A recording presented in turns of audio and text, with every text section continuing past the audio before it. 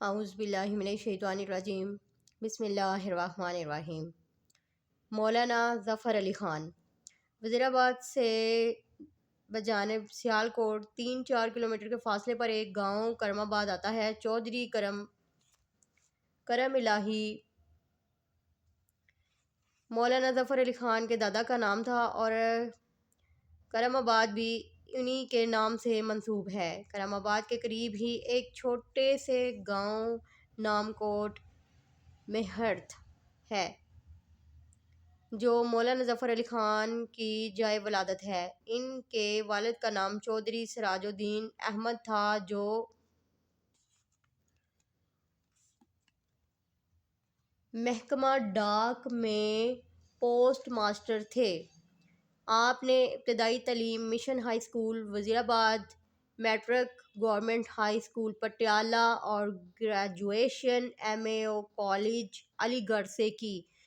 تعلیم مکمل کرنے کے بعد ریاست جموں کشمیر کے محکمہ ڈاک میں ملازمت اختیار کر لی، مگر جلد ہی اس ملازمت کو خیر آباد کہا اور حیدرآباد دکن میں ملازمت حاصل کر لی۔ سراج الدین احمد ملازمت سے سبکدوش ہو کر کرم آباد میں مستقل طور پر آ گئے تو انہوں نے ایک انوکھے کام کا آغاز کیا اور اردو زبان میں اخبار زمیندار نکالنا شروع کیا، جسے وہ گردنواح کے زمینداروں کی رہنمائی کے لیے اپنے ہاتھوں سے لکھتے تھے اور ان کے ڈیروں پر پہنچاتے تھے۔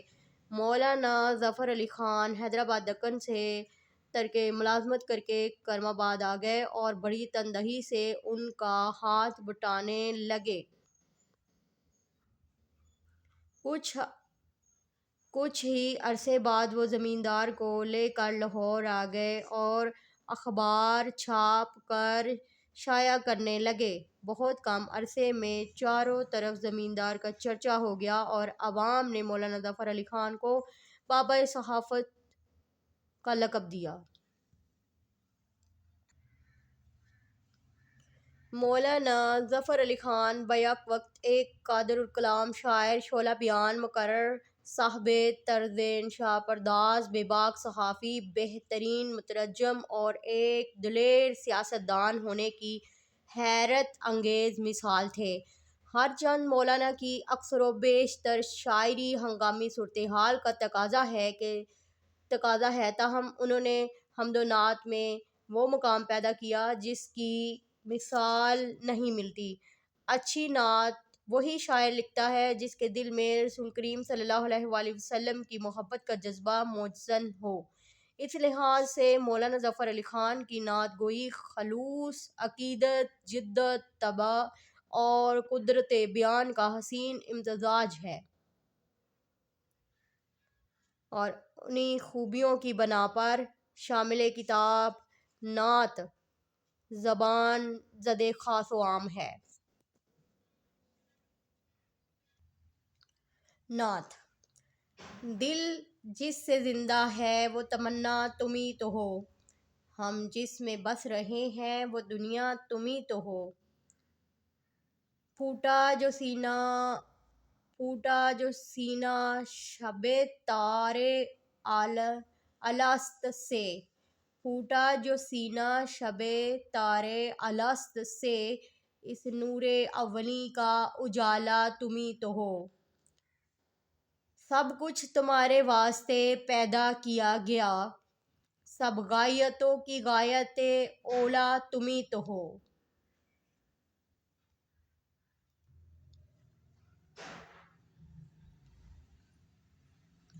جلتے ہیں جبریل کے پر جس مقام پر، اس کی حقیقتوں کے شناسا تمہیں تو ہو۔ گرتے ہؤوں کو تھام لیا جس کے ہاتھ نے، اے تاجدار یثرب و بطحا تمہیں تو ہو۔ دنیا میں رحمت دو جہاں اور کون ہے، جس کی نہیں نظیر وہ تنہا تمہیں تو ہو۔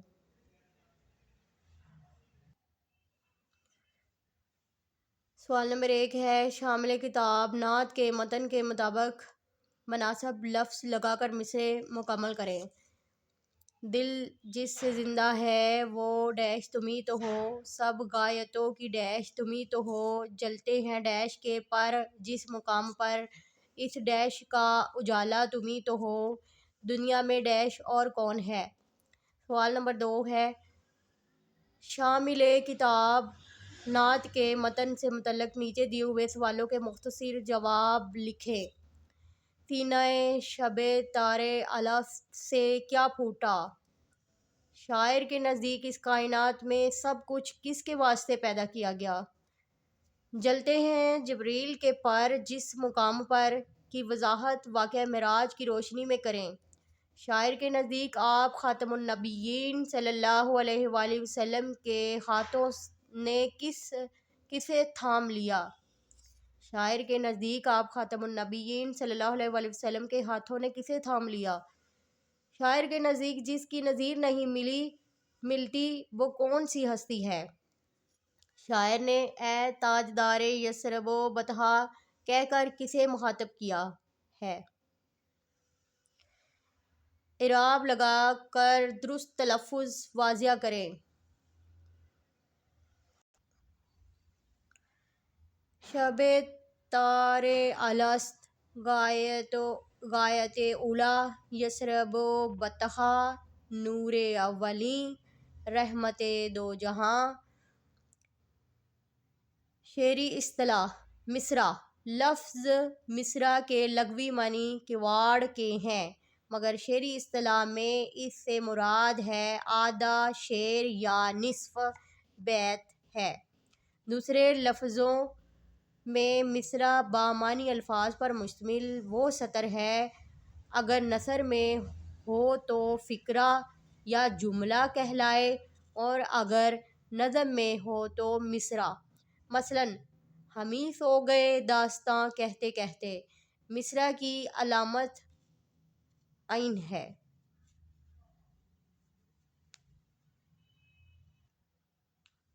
شعر۔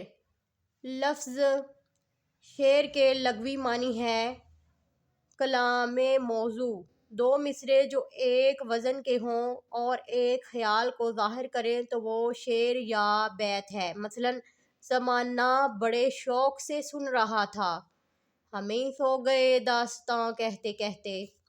شعر کی علامت ہے، یہ والی علامت ہے اس کی، قافیہ۔ ہر شعر کے آخر میں ردیف سے قبل آنے والے ہم آواز الفاظ کو قافیہ کہا جاتا ہے۔ مثلاً مرزا غالب کی ایک معروف غزل کا مطلع ہے، دل ناداں تجھے ہوا کیا ہے، آخر اس درد کی دعا کیا ہے۔ اس شعر میں قافیے کو سرخ رنگ سے نمایاں کیا گیا ہے۔ اسی غزل کے مزید قافیے ہیں ماجرا، مدعا، وفا، صدا، ہرا۔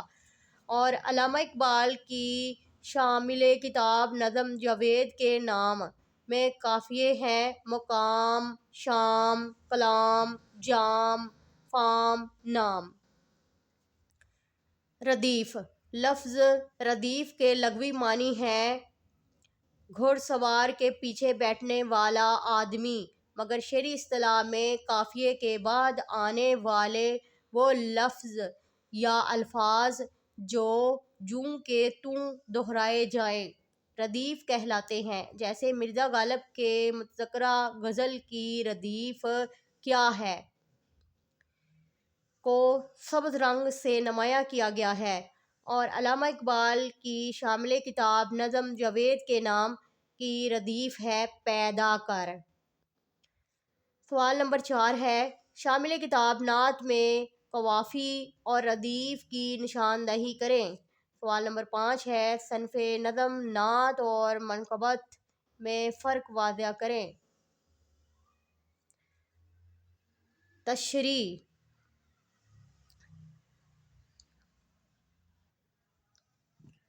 جس شعر کی تشریح کرنا مقصود ہو تو خیال رکھنا چاہیے کہ اس شعر میں بیان کی ہوئی باتوں کی وضاحت کر دی جائے۔ اگر شعر میں کوئی محاورہ یا ترکیب یا تلميح بیان ہوئی ہے تو اسے کھول کر بیان کر دیا جائے۔ شعر کی تشریح کی کوئی حد مقرر نہیں ہوتی، یہ جامع بھی ہو سکتی ہے اور خاصی طویل بھی۔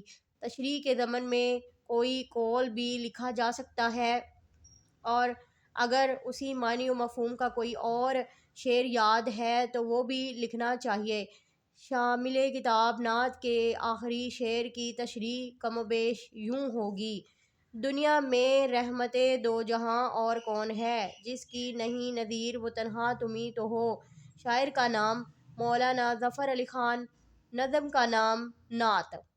تشریح: مولانا ظفر علی خان رسول اکرم صلی اللہ علیہ وآلہ وسلم سے مخاطب ہے کہ یا رسول کریم صلی اللہ علیہ وآلہ وسلم، آپ دنیا اور آخرت دونوں جہان کے لیے باعث رحمت ہیں، کیونکہ اللہ تعالیٰ نے قرآن مجید میں ارشاد فرمایا ہے: وَمَا أَرْسَلْنَاكَ إِلَّا رَحْمَةً لِّلْعَالَمِينَ۔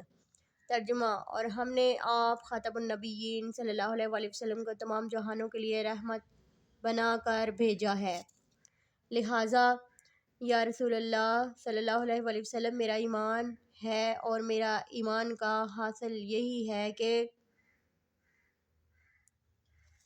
سب سے اعلیٰ تیری سرکار ہے، سب سے افضل۔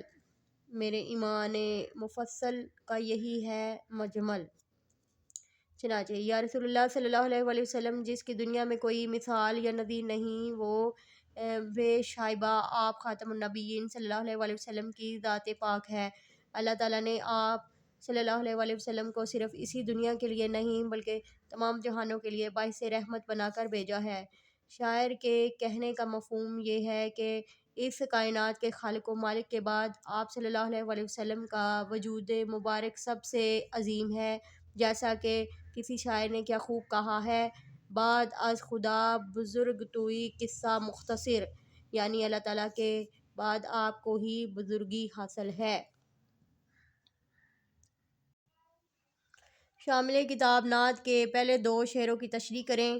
سرگرمیاں: تمام طلباء اس نعت کو چارٹ پر خوش خط لکھیں، جس کا چارٹ اول آئے اسے جماعت کے کمرے میں آویزاں کیا جائے۔ کوئی خوش الخوان طالب علم یہ نعت ترنم کے ساتھ کلاس میں سنائے۔ طلباء کلیات ظفر علی خاں میں سے مولانا ظفر علی خاں کی کوئی اور نعت تلاش کریں اور اسے اپنی کاپی میں لکھیں۔ اشارات تدریس: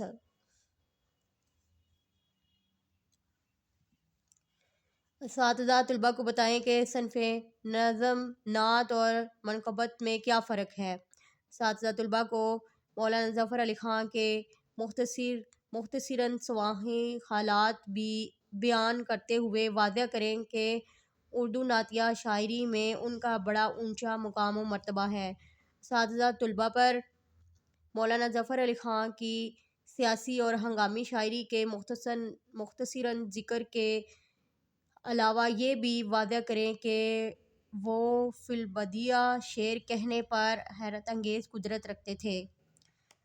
اساتذہ طلباء کو اردو نعتیہ شاعری کی روایت سے بھی آگاہ کریں۔ اساتذہ نعت کے دوسرے شعر کی وضاحت کرتے ہوئے قرآن مجید کے حوالے سے قرآنی تلميح الست بربکم کی وضاحت بھی کریں۔ اساتذہ طلباء کو اختصار کے ساتھ واقعہ معراج سنائیں اور اس واقعے میں حضرت جبرائیل علیہ السلام کے کردار سے بھی آگاہ کریں۔